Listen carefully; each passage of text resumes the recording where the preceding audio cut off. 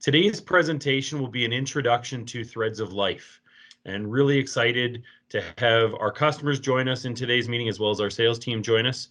You're going to have an opportunity to hear from Scott McKay from Threads of Life, as well as hear some stories from Wynny and a member of the Threads of Life team. So we'll get started. Danielle, if you could flip the slide for me, please.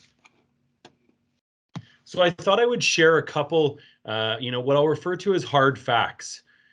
As it stands today, 3 workers will lose their lives as a result of traumatic workplace fatalities or occupational diseases every single day.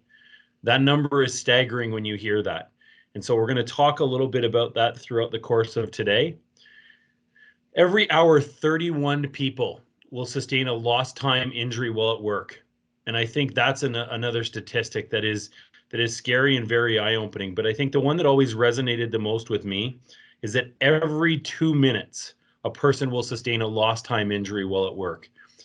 And when you think about those statistics that I've shared, it's pretty eye-opening. And for us at Mark's Commercial and for the Threads of Life team, we view safety as everyone's responsibility. And so as part of that, before we get into today's presentation, we'll start with a quick safety moment. Danielle, if you could flip the slide for me, please. So timing's perfect. Winter's coming. So a couple key safety moments. Put your winter tires on early and put them prior to the first snowfall. I actually had mine done last week, and I lucked out because the place that did the tires was actually booked until almost the end of November already. So a quick tip is get your winter tires put on early, or buy your winter tires early if you don't have them. The second thing is ensure you have a safety kit in your car, and that safety kit should include cold weather products as well. So gloves, toques, potentially a pair of winter boots. In the event that you were to get stranded in the cold, you would have something there to stay warm while you're waiting for a tow truck, or in the event you have to walk somewhere. Always defrost your windows before you drive. And then the other one is remove snow and ice from your entire vehicle before you drive it. And there's nothing worse than when you're driving on a major road in the morning and the person in front of you has not scraped their vehicle and all that snow comes flying back and blinds you. So while these are common sense safety statistics or safety moments, I think they're things that are important for all of us to remember as we head into the winter season. Next slide. Perfect. So just a quick update about Mark's Commercial and how the partnership with Threads of Life works and why we believe it's such a great symbiotic relationship. At Mark's Commercial, our mandate is simple. Our goal is to ensure that every single employee returns home safely from work at the end of each day. There's a whole bunch of other details you could put inside of that, but at the end of the day, that is our mandate. We want to make sure that every single employee has access to all the products they require, all the services they require to return home safely from work each day to their family, to their children, and to their loved ones. So how do we contribute to injury prevention? At Mark's Commercial, we view our job as really being about preventative maintenance or providing injury prevention. So we do it through 2 channels. We do it through our innovation and research and development, and we do it through our industry expertise and partnerships. Danielle, if you flip to the next slide, please. So just a couple innovations that are relevant to the health and safety and obviously to injury prevention. VisLight DT technology. So VisLight is a high-vis technology that is intended to actually glow in the dark and provide better luminosity and also provide better visibility for the people wearing it. Tarantula anti-slip and Tarantula anti-slip on ice are anti-slip footwear technologies designed to help prevent and to eliminate slip, trips, and fall in the workplace. T-Max insulation is one of our warmest insulations, and while it doesn't necessarily directly prevent injuries, by keeping your body warm, you are more inclined to prevent injuries on a job site. So, there's lots of different innovations that Mark's and Mark's Commercial have brought to the market, but the most important thing is that our focus is on preventing injuries. Next slide, thank you. So we talked about industry expertise and partnerships. So we've just listed a couple here, but between Mark's and Mark's Commercial, we're partnered with the University of Calgary to do research on anti-slip footwear, the biomechanics of walking and body stress. The number of injuries that take place every single day as a result of slip, trips, and falls are staggering. And so for us, it's about researching the causes of those industries and providing preventative measures. We work with the University of Alberta, so we're working with temperature regulation, moisture management, and temperature ratings, because if we can provide the proper temperature regulations, the proper temperature ratings, we're able to ensure that the people that need to wear cold weather products outside are properly prepared to do their job and therefore safe and prepared to do it properly. We work with the University of Brock, we work with Kansas State University, we work with the Polytech University of Hong Kong, the University Hospital in Taiwan. You know, one of the big ones that we work with is the Toronto Rehab Institute. And this is a very important relationship for us because it's really intended to focus on anti-slip on ice and service industry flooring. So we're able to do research. We're also able to do testing with the Ontario Rehab Institute to help ensure that the anti-slip footwear we bring to market provides the best quality and obviously meets all of the industry standards required. And then we also deal with Satra in the UK to help with anti-slip on ice and regular anti-slip footwear to do the testing there as well.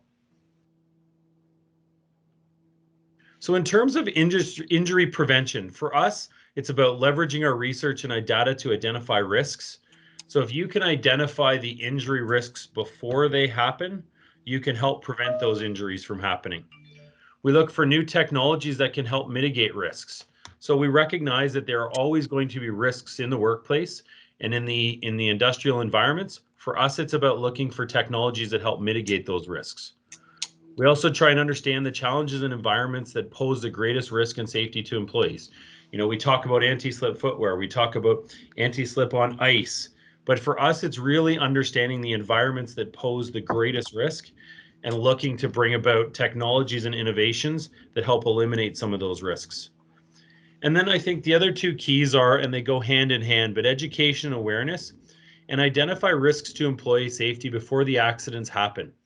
At the end of the day, for us, it's about not necessarily dealing with the injuries after, but it's about trying to prevent them before they happen. It's about doing our part to make sure that everyone has the opportunity and access to products, innovations, and services that keep them safe.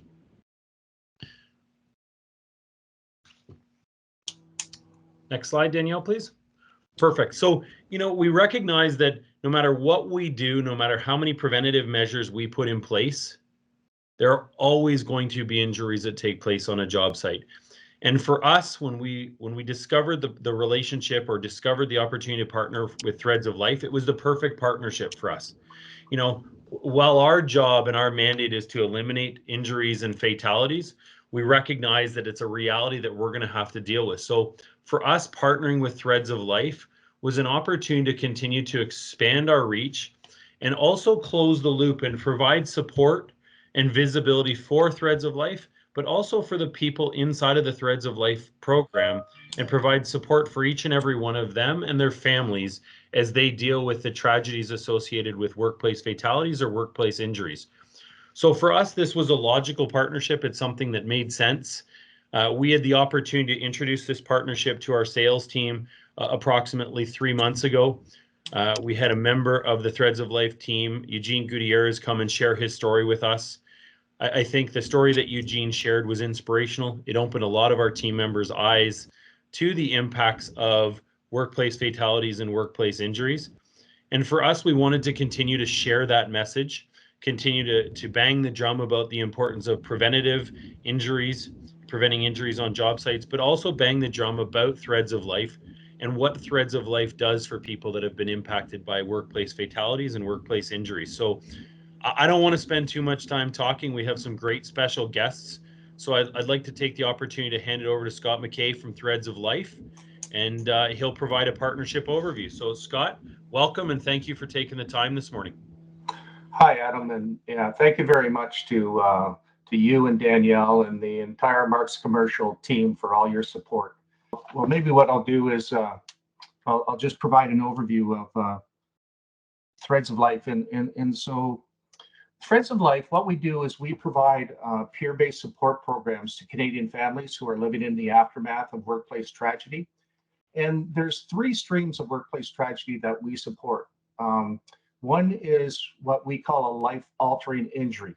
And these are very serious injuries that would include brain injuries, spinal injuries, burns, amputations.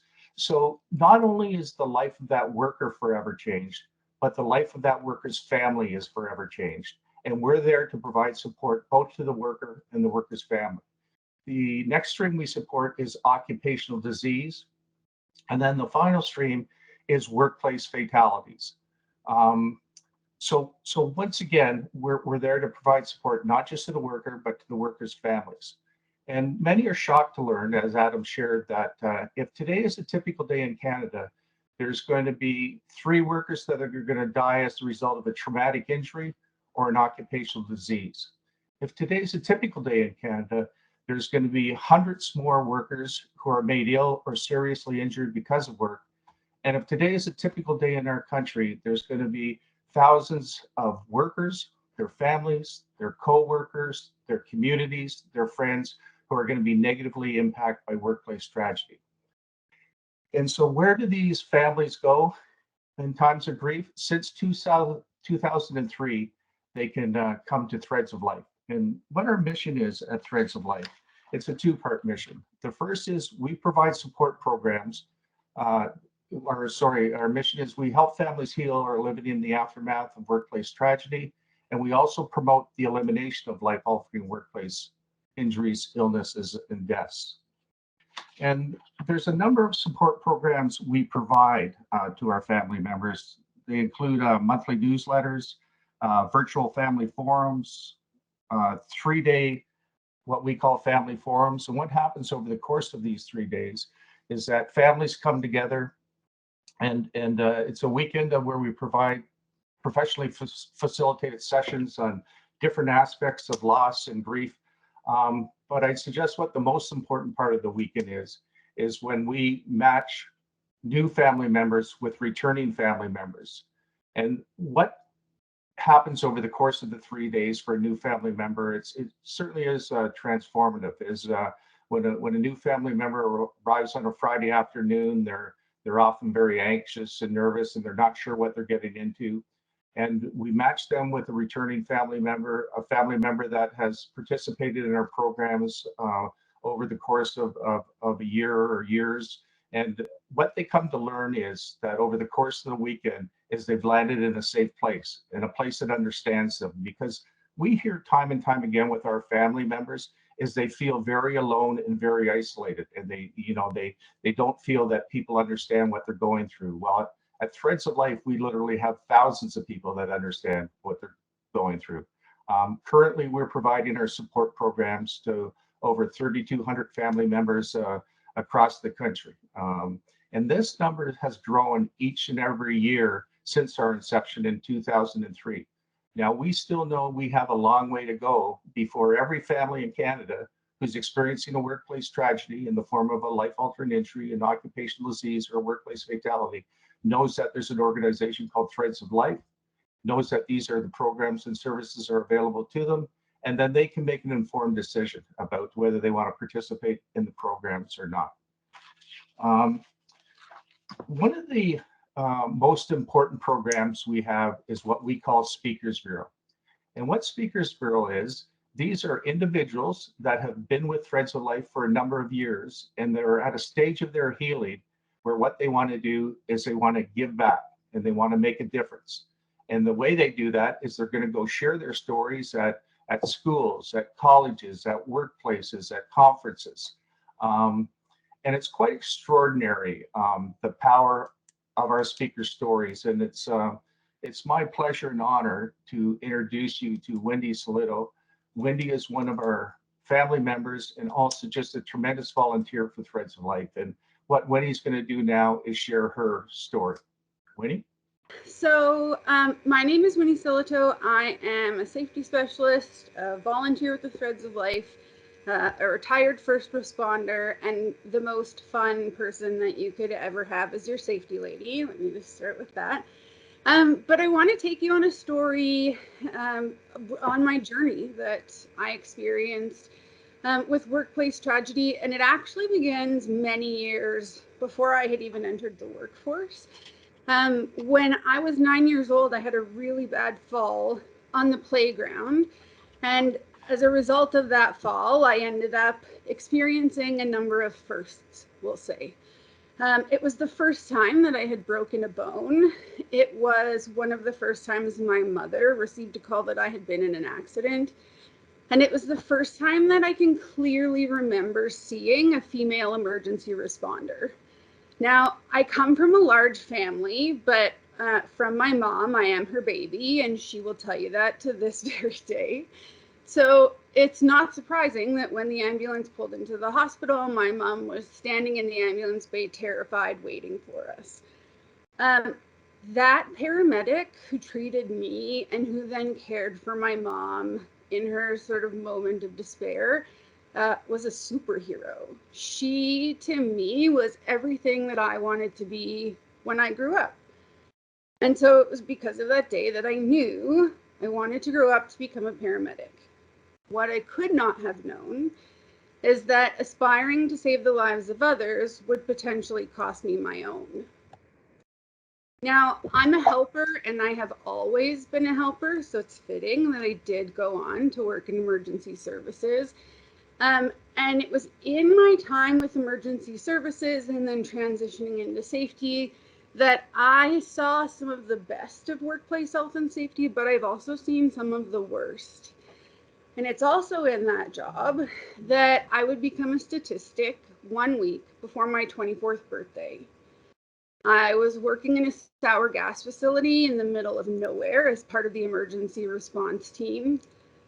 And I didn't know that morning, but it would be the last time that I woke up and went to work as the old me. It was freezing cold outside, and I can clearly remember cursing Mother Nature's name as the wind bit my cheeks.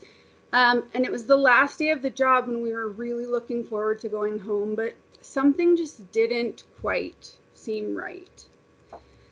As the day dragged on, it became very clear that something was wrong. It became very clear that we were not going home on that day.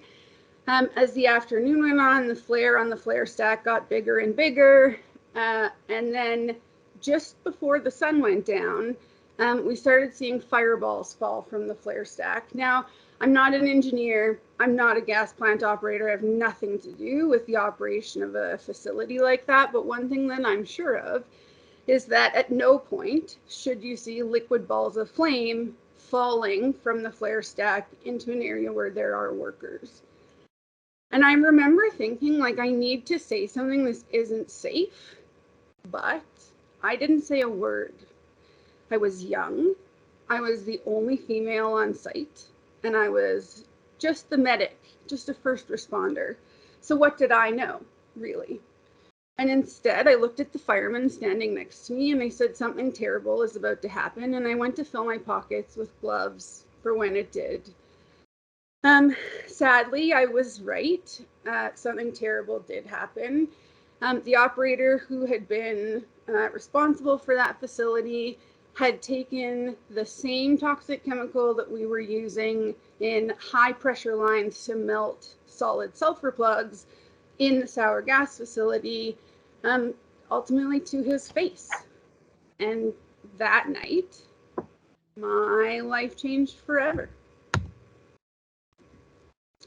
Now, when the incident happened, I can clearly remember feeling like I was outside of my body, watching what was happening. I flushed the operator's skin, and then I would give him oxygen, and I asked for them to call for an advanced crew, and we were in the middle of nowhere, and we had one source of running water and one source of communication, both of which we lost access to when they ESD'd the facility. And so I had to think very quickly on my toes. And I would use the saline that I had in the ambulance to flush that operator's face. And the firemen would put on their SCBA and go into the hot zone and bring out the shower truck so that we could flush the rest of that chemical off the operator's skin. And it became somewhat of like a fine dance, a coordinated dance amongst the emergency response team. But in addition to all of those things, one of the things that worked against us was that we were in the middle of nowhere. And so I knew that he needed an advanced life support unit. And we knew that we couldn't call STARS because the weather was terrible and you can't land a helicopter in that kind of weather. But even if we could have, this man's body was toxic, and you can't put a toxic body in a box in the sky. And so ultimately, we treated him the best we could, and we put him in our ground ambulance, and off we went in the middle of the night down the road on the third day of a blizzard with our coworker covered in this chemical. And really, it was the longest hour drive of my entire life. We met that critical care ambulance and we handed him over. And off they went down the road in the middle of the night on the third day of a blizzard. And we didn't really know what the future was going to hold for our coworker, for that operator. And because we didn't really understand what that chemical was doing, we couldn't have possibly known what it was also doing to us. I remember getting back to my camp room that night, and everything hurt. My face hurt, my hands hurt, my arm hurt, my scalp hurt. And I remember thinking, I must have frostbite. I was out so long, I have frostbite. And how is it possible that I am a safety trained paramedic and I am the one who is injured? And so the embarrassment and the shame would make me say nothing. I would keep it to myself. And I went to bed that night with my blinders squarely still on, protecting my brain from what was actually happening and what was going on in my skin. And I would find out over the next 36 hours that I didn't actually have frostbite. You see, that worker's body was toxic, and we knew that the chemical was on his skin, but what we didn't know was that the chemical was also in the air around us, and that every time we touched him, we were agitating it and ultimately making it of greater risk to the rest of us. And so it turns out that I actually had chemical reaction burns to my hand, arm, face, neck, and scalp. And the worst of it was in the spot and on the hand where I constantly was trying to brush my hair out of my face and wipe the sweat off my forehead, or what I thought was sweat. And in fact, I was actually just pushing that chemical deeper and deeper into my skin. These were injuries that I could not hide. My recovery included some time in the Grand Prairie Hospital, bandaging and rebandaging my hands, having to use different steroids on each different part of my body. And I wasn't able to be in the field because I wasn't able to wear gloves properly. And as a young 23-year-old girl, I would then go on to my 24th birthday, not knowing for sure if I would lose all of the hair on my head or if the burns on my face would leave permanent scars, or really what the future looked like. And so I spent my 24th birthday not knowing, and it was unfortunate, but I looked forward to the concept that maybe my hair would be saved. And those of you who have never been a young girl, each of us has something that is our security blanket. And for me at that time, it was my hair. It was all the way down to my butt. It was my favorite thing about myself. And so when they told me that I couldn't wash it for 4 days after the incident in hopes that the steroid would save it, you had better believe that I did all of the things that they said I should do.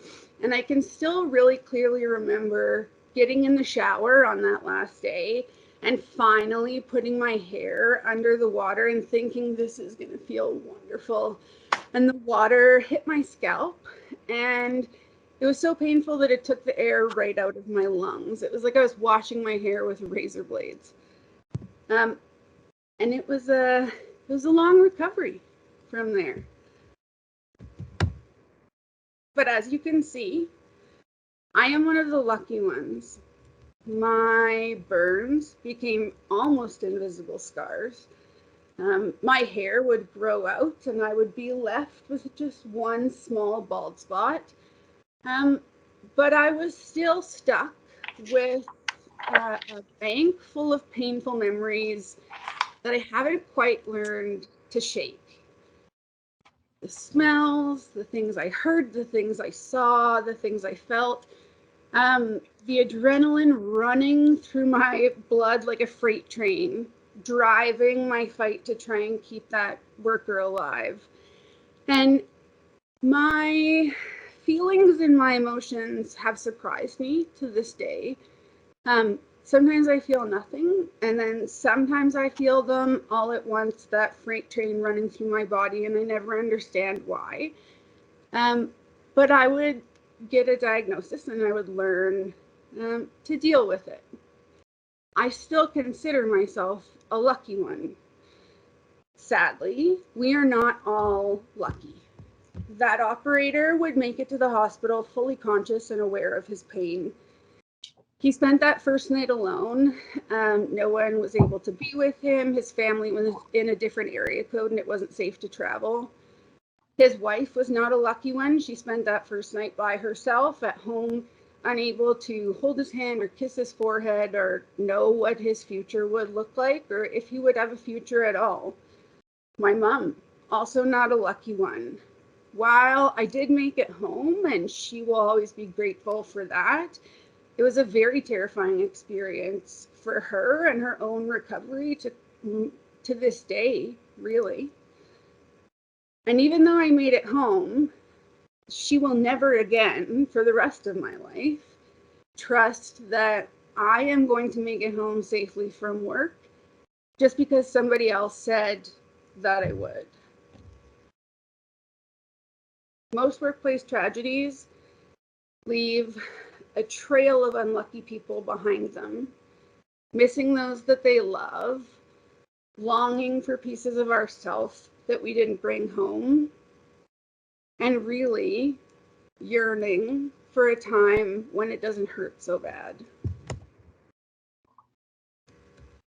I became a volunteer with the Threads of Life in 2015, following the workplace fatality of a friend. I knew that I wanted to be involved. I felt like I had purpose, but I didn't really know what that looked like. I had already begun sharing my story at places that I worked, at engineering firms, and I suppose you could say that I was farther along in my recovery than anyone else in my family, which I was completely unaware of.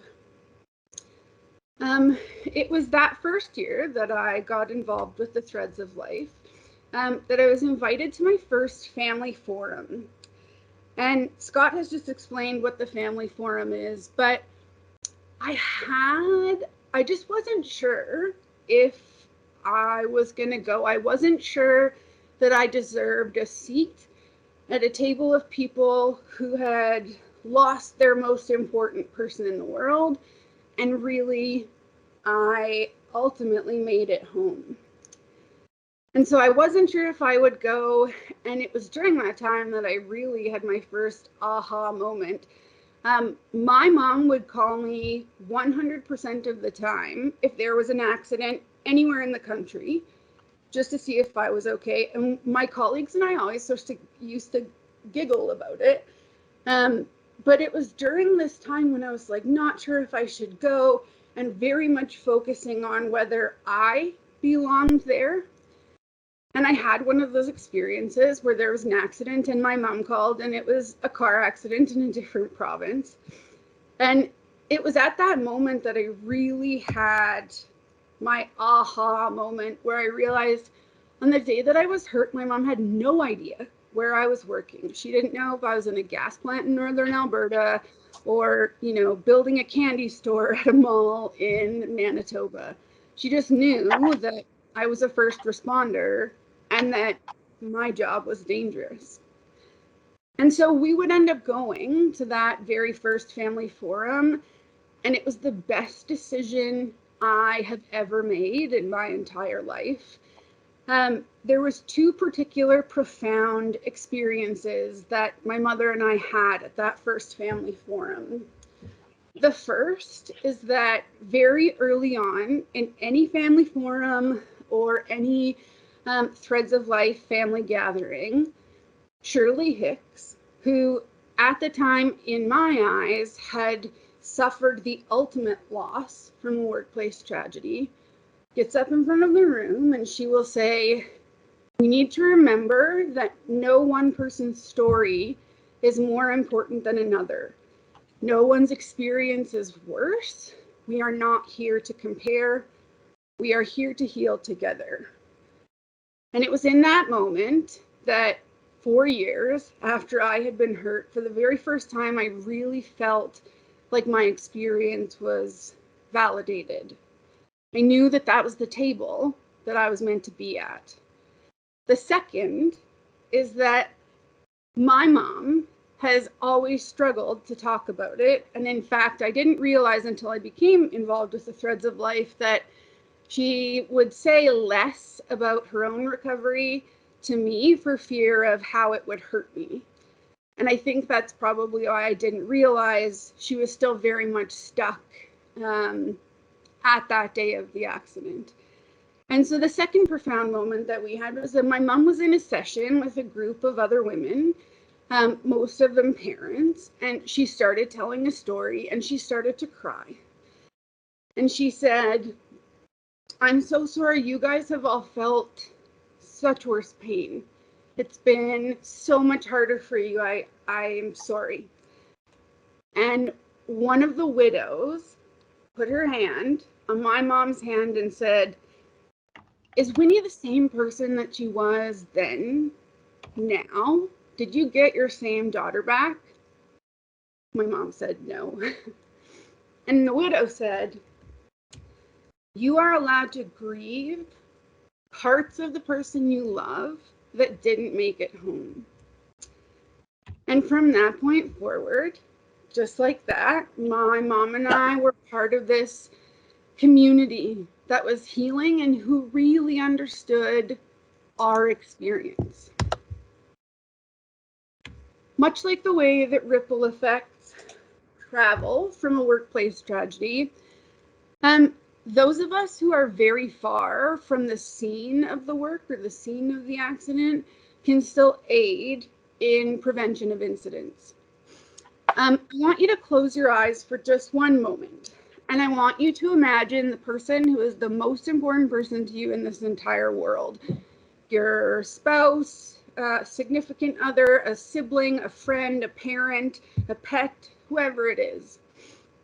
And I want you to imagine how you would feel if you received the phone call that they weren't coming home or that you weren't getting the same person back that you last saw. And I want you to sit with how that feels in your chest for just one moment. Now, I want you to think about that person that you love so dearly receiving that phone call about you. It doesn't matter who the call is about. It doesn't matter what the incident is. That feeling in your chest is what we all experience every single time it happens. I have dedicated my entire life to bringing the loved ones of other people home, whether it is my time as a primary care paramedic or my time working in health and safety. I strive for safer workplaces, and I think that part of my healing and part of the way that I hope to help people be safer is through the sharing of my story. Since that time, though, since the time of my own incident, I can tell you that we still have a lot to do when it comes to bringing people home safely. In the last 10 years, I have gone on to lose 2 additional friends that I love dearly in workplace tragedies, and my only other 2 adult sisters have also been injured both requiring lengthy recoveries and lost time claims in different incidents in different industries. And so what that means is that 50% of my 6 siblings have all suffered a lost time claim and have all had the experience of receiving that phone call or knowing that it was made about them. It never gets easier, but we have to get better. I am grateful that I can share my story. I am grateful that I can share this experience, and I hope dearly that everyone hears my words and my vulnerability and my experience, and then you use it to ensure that less people feel that pain in the depth of their chest. One thing that I have learned about the threads of life is that the hugs are always healing, hence the photos in the picture. The other thing that I've learned is that we are always stronger when we stand together. Part of my healing has also gone into being peer support for other first responders. I've done a lot of work in the safety of first responders, but also in helping them to pick up the pieces or keep them together after a tragic incident. I learned a lot of things from my experience with workplace tragedy. I learned you don't have to lose a person to lose a piece of yourself.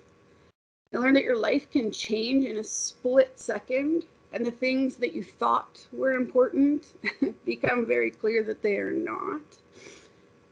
I also learned that my time is better spent working to prevent workplace accidents as opposed to responding to them.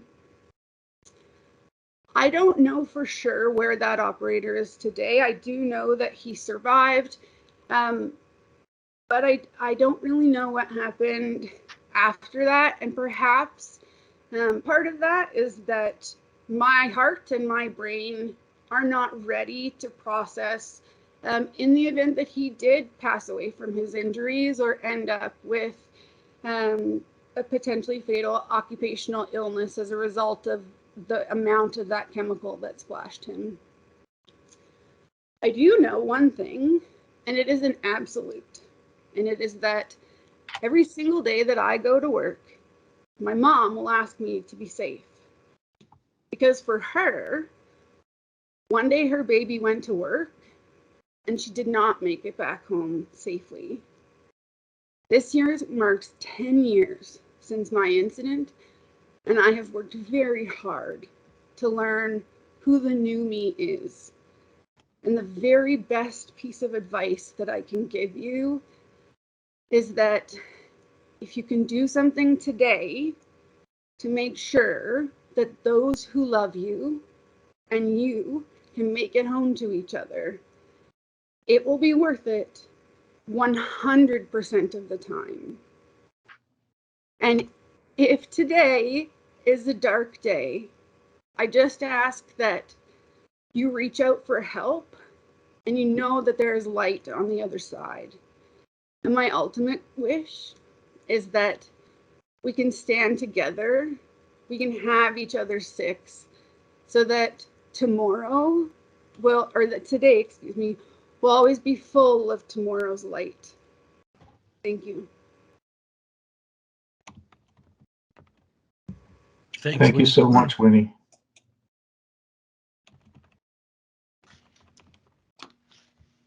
Thanks for sharing your story, Wynny. I appreciate the strength that it takes to share your story. Obviously, everything you've gone through, everything your family has gone through.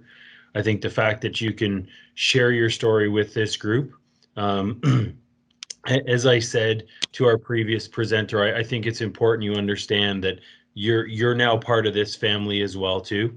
You have, a team at Mark's Commercial who stands shoulder to shoulder with you now. You have customers of ours who are on the line that have heard your story and are there to support you. It's amazing the fortitude and strength that it takes. I shared that with Eugene, who was our first guest speaker when he spoke to our team, the fortitude and strength that it takes to not only go through this and get through it, but share your story with others, I think is an incredible inspiration. You need to know that every single one of us on this call is here to support you. We're a Teams call, we're a phone call away in the event you need anything. But really appreciate you sharing your story with us. It's powerful. I think you see Cindy commented already in the chat. You're seeing a ton of commentary. The fact that you're strong enough to get in front of a group of people and share your story is amazing, and we're grateful that you were able to do it. And hopefully, every person on this call this morning is able to take something from your story, and take something they carry with them. I know this partnership that we've established with Threads of Life is very important to our team. It's very important because we recognize all of the families and the impact that workplace fatalities and workplace tragedies have had. So honestly, on behalf of myself and the entire team, an enormous thank you, an enormous debt of gratitude for sharing your story with us. We're happy to have you as a member of the Marks Commercial family now. So thank you for sharing that with us. Thank you. I very much appreciate it, and I know that all of the other Threads of Life families very much appreciate all of the work that you guys do. Sometimes something as simple as seeing the tag on a new pair of work boots that explains what Threads of Life is can bring someone who's hurting closer together, or it can be the motivation that someone needs to understand why it's so important to work safely. So thank you very much. Yeah, I think, Wynny, that's why this relationship is so important to us, this partnership, this relationship, because we recognize how personal this is and the profound impact that it's had. But it's amazing to also hear you talk about how Threads has helped you. I mean, hearing your story and how Threads of Life has been able to help you get through this is inspirational. And the fact that you are now a voice for others, right? And our hope is, through our support and the support of our customers and through support of people all across Canada, is that, we're able to continue to give you a voice. We're able to continue to give you an opportunity to give back to those people who have been impacted. So thank you. Sincerely, thank you for sharing your story. I don't know if you can see the chat, but it's amazing the type of commentary and the type of support you're getting. I mean, it's incredible. So you need to, hopefully you can see that. If not, I can certainly share the chat with you after, but Thank you so much. you can see the impact that your story has had on others. So thank you. I don't know, Scott, do you have anything additional you would like to comment or share? And maybe if not, we'll open it up to anyone who has any questions for Wynny. Yeah, thanks once again, Wynny. You're extraordinary.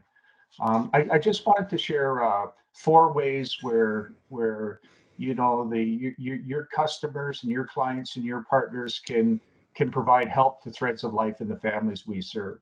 And the first is to grow awareness. So you can do that 2 ways: through your own personal networks, right? With your coworkers, with your family, with your friends, on your personal social media. If you know anyone who is living with the aftermath of a workplace tragedy, a life-altering injury, occupational disease, or workplace fatalities, share with them our website. There's Threads of Life, an organization that can help them heal. There's no timeline on when a family member enters into our peer-based support programs, and no timeline when they leave. The other thing is through your corporate networks too. Partners like Marks really help grow our awareness through events like this. We'd welcome the opportunity to discuss how we might be able to create awareness through your own organizations. The second area where we ask our partners to consider supporting us is by providing volunteers. And so this is primarily through our Steps for Life walks. In May of every year, during Occupational Health and Safety Week, we walk in cities across this country, and we walk to honor those that have been impacted by workplace tragedy. We walk to raise community awareness about the importance of workplace health and safety, and we walk to raise funds. And all of our walks are volunteer-driven walks, and we're always looking for volunteers to sit on the steering or planning committee. You know, you could have different roles, including sponsorship or social media or event logistics or registration or recruiting volunteers. And we're always looking for day of walk volunteers, where those, you know, you'd help set up and tear down, you'd help with parking, with registration, you'd help with the barbecues we have and whatnot. We're always looking for volunteers. The third area where you can consider supporting this is by participating in our events. And primarily that's two opportunities. One is to have a Threads of Life speakers like Wynny come to your workplace and share their story. The other way is to participate in Steps for Life, right? Come out as individuals, come out as corporate teams, come out as corporate sponsors. We're always looking for participation in our Steps for Life walks. And the last area is through financial support. Once again, all of our programs are available to our family members at no cost. And this is only possible through the tremendous support we receive from individuals and partners, including Mark's Commercial. So yeah, I'd ask you to consider 1, 2, 3, or all 4 of those areas to provide support. Our vision at Threads of Life is we want to lead and inspire a culture shift as a result of which work-related injuries, illnesses, and deaths are morally, socially, and economically unacceptable. So happy to answer any questions that you may have of Wynny or myself. Thanks, Scott. Thanks, Wynny. We'll open it up. If you feel comfortable, you can unmute yourself and ask a question. If you'd like to put a question in the chat, feel free to put a question in the chat, and I'll certainly share it with Wynny. Wynny, maybe while we wait for some questions, I have a question for you, if you don't mind. So when you think about the partnership that you've established with Threads of Life and obviously the participants and other families in Threads of Life, when you think about all those people you've connected, obviously there's a benefit for yourself too, and part of the healing. How have you found sharing your story with other families where it's a fresh injury or a new fatality? How do you think, or how has that helped you, and how do you think that's helped those families? It is incredibly healing for me. I think anyone can imagine someone that you love, or seeing someone go through an experience and feeling like you can't help. So maybe they break their arm and you can't fix their arm, but maybe you make a meal or you do something else. And navigating a workplace tragedy is so hard. It is so difficult. And I say that as a safety trained first responder. But my opportunity to share my story has been healing in more than one way, in that I can help other families so that they don't feel so alone, or that they can navigate some of the psychological impacts that come along with it. There's a lot of hidden impacts of workplace tragedy. And so if you think, I recently have been working with 2 first responders who were struck by lightning. And even though they were struck by lightning in the same incident, their experience has been very different because they suffered very different injuries. And so helping them to understand where you need to open up and where you can maybe identify within yourself that you need help. One of the examples that I see all the time, and it's something that first responders are, I don't know if it's terrible or really good for, but when something bad happens at work, you talk to other responders about it, but you don't tell your spouse, or the people who love you. You don't tell them the worst of the worst, because it's hard enough for you to process, and you would never want someone else to have that fear.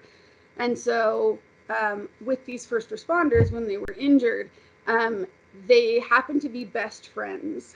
And as I was working with them, it became very clear that not only were they protecting their spouses by not being completely open with what they were feeling and experiencing, but they were actually protecting each other. And so the person that they would normally have gone to process some of the things that are happening was now another person that they needed to protect because they were in their own recovery. And so for me, having the ability to help them navigate that and having the ability to help them find ways, meaningful ways that they can share some of the information or find outlets to help them through their healing is huge. And then the other side of it, for me, a huge piece is prevention. On the day that I was injured, the person who made the decision to keep going and to increase the pressure in the facility ultimately made that decision to save money. It was the quick answer, get it done. And part of where I share my story and perhaps where it's most impactful is to leaders and engineers and people who don't work necessarily right at a work site.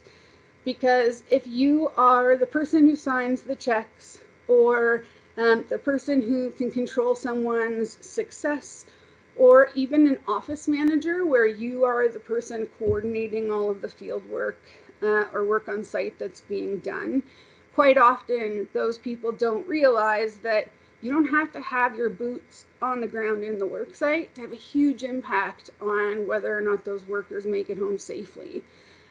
And all too often we forget how important our word is if there is like if you're in a position of authority or you're a leader or anything like that. And so if someone calls you from the field and they say, is it safe to be doing this lift when it's so windy, or is it safe to be up on the roof if I don't have this piece of fall protection? Or like me, maybe it's an engineer who gets a phone call from a sour gas site in the middle of nowhere asking if it's safe to increase the KPI at which the toxic chemical is being pumped into a sour gas facility. I just hope that by hearing these stories, people are able to understand that your word is gold in those situations. And so understanding the importance of taking time to give the correct answer as opposed to saving time and money and just giving them the quick answer, because the quick answer can be the one that changes their life forever or ensures that they don't make it home. And so part of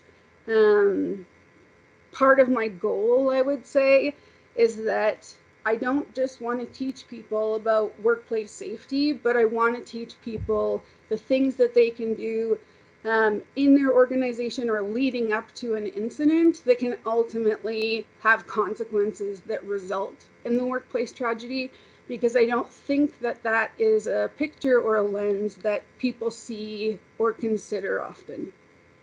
Well, and thank you for that. I think, I made some notes as you were presenting the first time, and there was something that really struck a chord for me. It's exactly what you just talked about, right? Is every single one of us has a voice. And that voice isn't necessarily a voice after a fatality or after an injury occurs.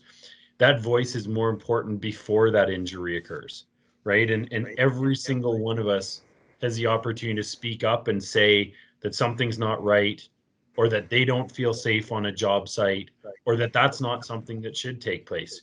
Because I would rather people, if there was a message people took from this, obviously it's the internal strength that you possess, Wynny. But I think the message for me was use your voice, right? Be heard, and say something when it doesn't feel right, or say something when you don't feel safe. So, I think you're absolutely right in trying to get the message out about prevention, because it starts there.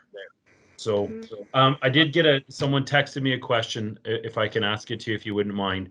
Absolutely. The question was, what advice would you give someone who has been impacted by a workplace tragedy or fatality that is struggling to deal with it right now? What advice would you give them? So the very first thing is find your community. And it can be difficult with this kind of tragedy for two reasons. The first is that if If you love someone who's been in a car accident, you see someone else whose loved one has been in a car accident, it's easy to identify with that person. But when it comes to a workplace tragedy, there are so many different hearts that are involved and so many different consequences and ripples that people are feeling that sometimes it's easy to identify how all 10 people in one family are impacted from the outside looking in. But when we are looking at our own experience, it can be very difficult to see, that me keeping things from my mom made it worse for her, and her not saying anything made it less clear to me that she was struggling, and so on and so forth. And so finding a community that can help you to understand that, um, but then also ensuring that the people who are your team or your village, the people who are suffering from that incident or who want to help, um, let them know what it is that you need. And that doesn't mean that you have to tell everyone every single thing that you're feeling. But if you are struggling to keep your house clean because the depression is overwhelming, or if you are afraid to get in your car and drive on the highway because that's where the incident was, vocalizing that with people who you trust. And then, like I said earlier, with the Threads of Life community, it's critical to find people who understand your pain, even if they don't clearly understand your experience. And it's something that can be very isolating. So if if someone says, oh, you're struggling psychologically, go see a psychologist, and you go and you see a psychologist who has no understanding of what you do at work or how the incident happened or the ways in which it's going to prevent you from doing that job in the future, they can help you work through emotions because sometimes you don't feel heard, which can actually work against you. And so knowing that it's okay to say, this isn't working for me, I need something else. And then just identifying that Threads of Life has people from all walks of life. So there are people who have lost a spouse or a child or a limb or a piece of their soul or, the ability to do the thing that they loved the most.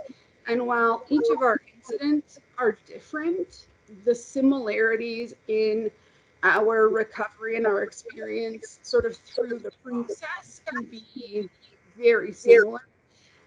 For me, I wish two things. I wish I had spoken up that day. I look back on it now, and I very easily can get stuck in the shoulda, woulda, coulda, because I was ultimately the paramedic on site, and if there's not a paramedic on site, the site has to shut down.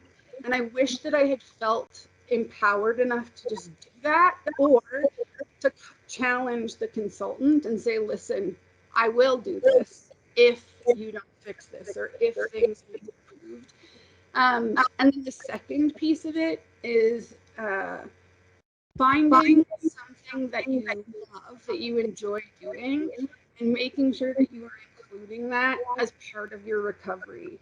So anyone who's ever had any experience with a workplace injury or even just, basic disability management, if you are injured and you come back to work and you need modified duties and you are stuck filing paperwork, as an example, if your job prior to that was very hands-on, you were a firefighter, you were a welder, you were, shipping and receiving coordinator, always out working with people, to end up doing duties that aren't meaningful to you, that don't give you value, uh, it can stunt your recovery, so it can prolong it, it can reduce your chances of coming back to work.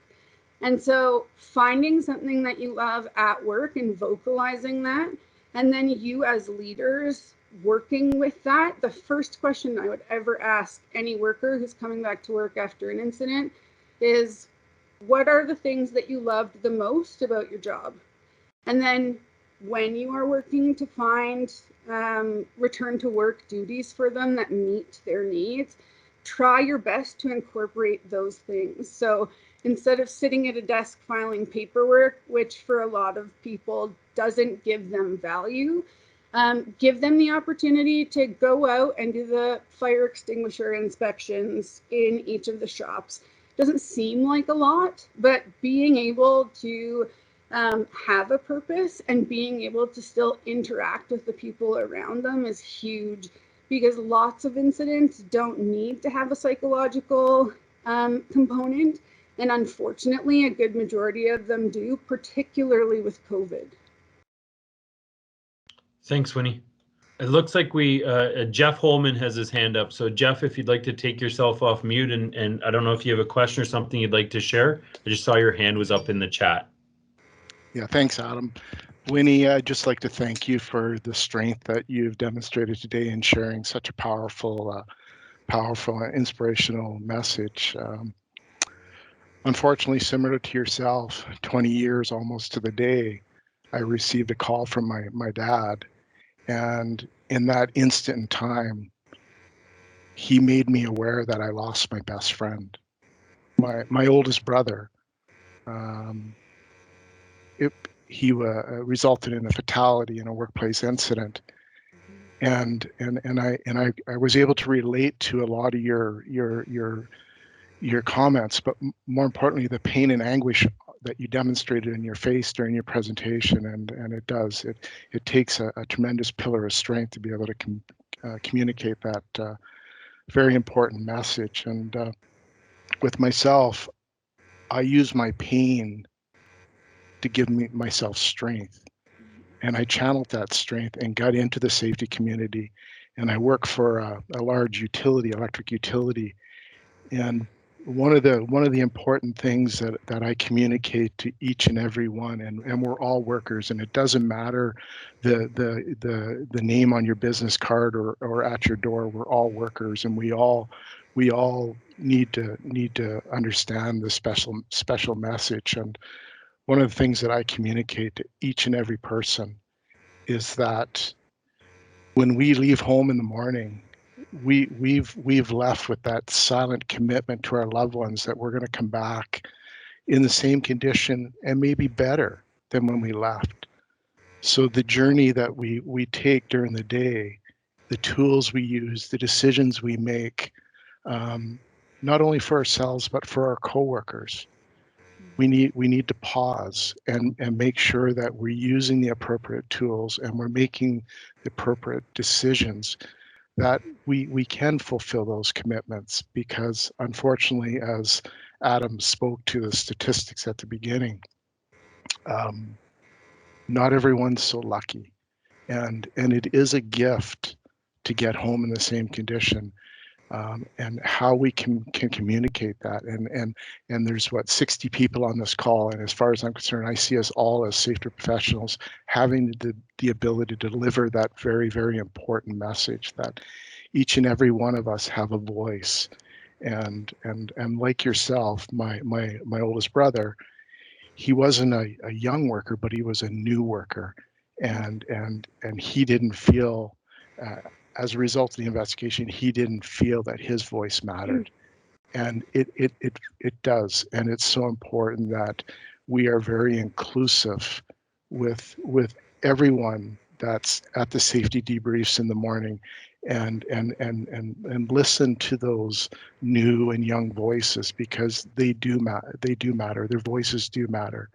And a 30 or 20-year-old worker, our risk perception, it sometimes can be skewed, and the perception and vision of the new workers coming into the workplace, their minds aren't clouded and they can see crystal clear. So we need to all take a pause and step back and listen, because their voice matters. Everyone's voice matters. So thank you, and again, really appreciate your strength.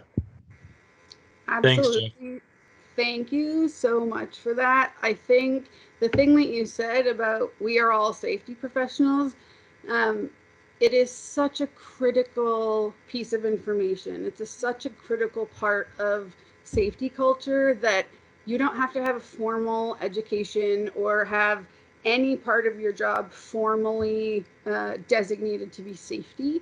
But if we don't all own the safety at the work site, then nobody really owns it. And so having safety be a value and a culture in your organization as opposed to a requirement can mean a world of difference. And even just in the way that we talk about it, when you're planning a project and someone says, well, what's the requirement for this? It seems like a simple word, but when we're talking about something that can be overwhelming to people, or an additional cost or a pain in the butt or part of doing business, if every single person owns safety and every single person understands that it's a value, you will help make people home, help bring people home in the long run.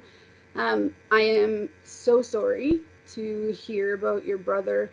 I live by a particular principle when it comes to operating as a health and safety professional or in any capacity, and it's that the only good thing that will ever come from any incident is the knowledge to prevent future incidents. And so filling out an incident report or doing an investigation and putting it on a shelf and putting it away, you've done no one justice. And so it doesn't have to be someone like me who comes and says, here are all the reasons, why my life was devastated, and here are all the reasons why safety is important. Something as simple as genuinely looking at root causes and getting feedback from the people who do the job and the people who were injured, and investing time into fixing it, that in itself can be, much more successful than spending a ton of money to get new, hazard assessment workbooks so that people don't have to use a single piece of paper every day or something along those lines. The conversation and the communication and the learning is the most important. And then the second piece of that is empowering workers. Safety should be about education and empowerment. It should not be about enforcement. Yeah, you're absolutely right. Communicate, and be transparent. And your comments regarding the decisions made in the boardroom or the management level versus in the field, I use the analogy, the blunt end and the sharp end.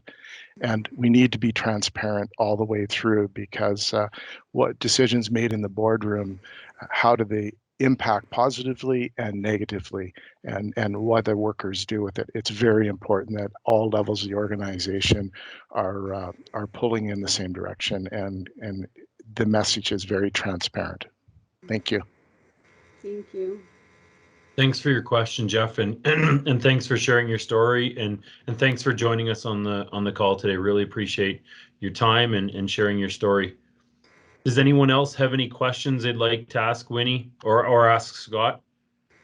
You can put them in the chat, or if you want to raise your hand, we can certainly do that.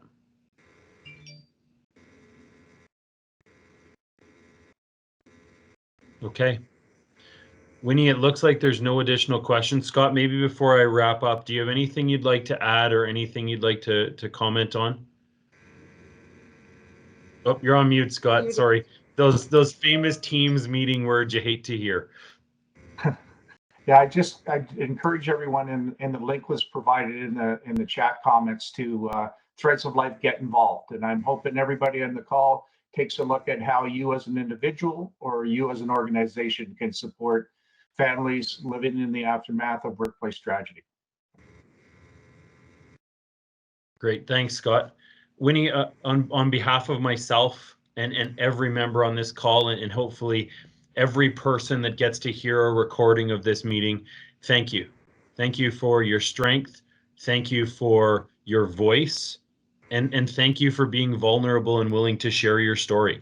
This is now, like I said, this is the second story that we've been able to hear as part of this partnership with Threads of Life. We heard Eugene's, now we've heard yours. And as I said to Eugene, you are truly an inspiration. You're an inspiration to those impacted by workplace tragedy and workplace fatality, but you are absolutely an inspiration to those who are dealing with it and may deal with it in the future. And you're an inspiration to helping prevent workplace injuries in the future. So, please know, as I said, you're now part of this family. We're here for you on those days that are tough. We're here for you to reach out to and talk to, or if you need a shoulder, you need anything, we're certainly here for you. So thank you. In closing, I think there's a couple things, as each and every one of us leave this call that we can do. And Jeff, Jeff did a really good job articulating them. Some of them, Wynny, you did too. But for me, safety starts with every single one of us. Safety is not the responsibility of a health and safety inspector. It's not the responsibility of a person sitting in an office in a big city. Safety starts with every single one of us, every single day we go to work. It starts with how we get in a vehicle and how we drive our vehicle. It starts with how we conduct ourselves when we're at a site. So I think, one of the takeaways is that safety does start with us. And the other thing that both you and Jeff commented on is every single one of us has a voice. Use that voice. Do not be silent. If you see something that doesn't look right, or you hear someone talking about something that doesn't look right, stand up and scream. Stand up and share your voice, because I'll tell you, any organization or any person that doesn't listen to that, you don't want to be part of it, right? You want to know that every single time your concern is listened to. And I think the other piece that comes with that is when people stand up and say something's not right, other people around them feel empowered to do the same thing. And you use the term empowerment. And I think it is so true. And, Jeff was talking about new employees. This is something that really resonates with me. I have, an older teenage son who will be going in the workforce at some time in the near future. And I want someone to mentor that person. I want a 10-year, 5-year veteran, a 20-year veteran, a 30-year veteran.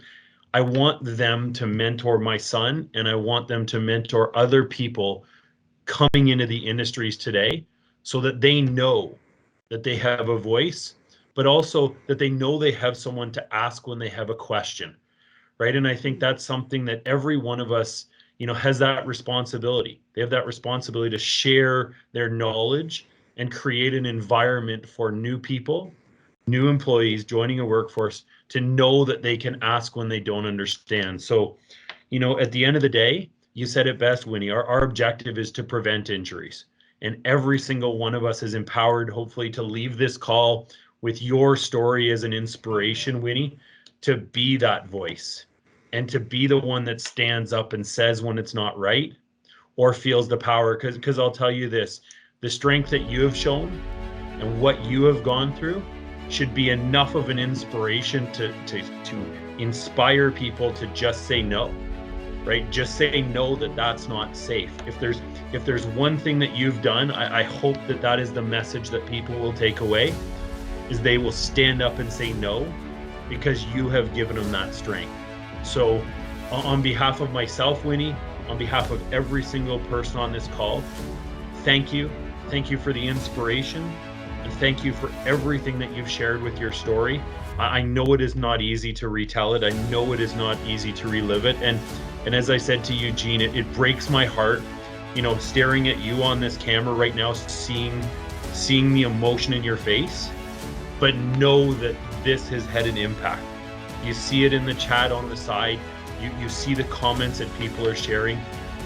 You have truly changed lives today with the story that you have shared, and I believe that your story will inspire change in every person on this call. And I can't wait to share this video, share this recording, because I believe that you will inspire so many others to bring about change. So on those tough days, I want you to listen to this video. I want you to read the chat, and I want you to know the profound impact and inspiration that you have had on every single person on this call. So thank you for that. And for everyone who's taken the time to join our call today, thank you. I'm so grateful. Wynny, I'm so grateful for your story. And Scott, I'm so grateful for our partnership. So Wynny, I'm normally the one that closes most meetings, but I think it is only fitting that you close this meeting. And so I'll hand it over to you and just say thank you on behalf of myself and everyone, and I will allow you to close this meeting today. Thank you so much. I heard a quote once that the best safety training you will ever get is hearing the story of a peer. And I remember as a kid, you know, your parents would say, don't grab the pot off the oven, don't grab the pot off the oven. But if people had a friend who had done that and they pulled the pot off the oven and they burned themselves, they understood that it's not just a process that they should follow. They really can feel and understand the consequences.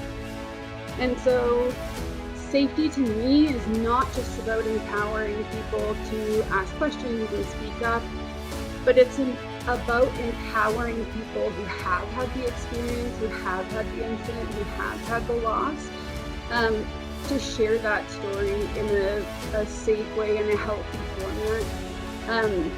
Because safety shouldn't just be a program that you have because the legislation says you need it.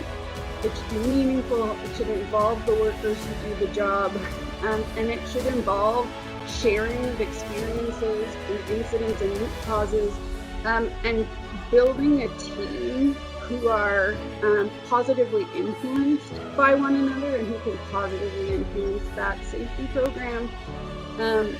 Because the last thing that you want is to invest time and money into a book or paper when really the lessons come from each other. And it is, you used the word intervention earlier.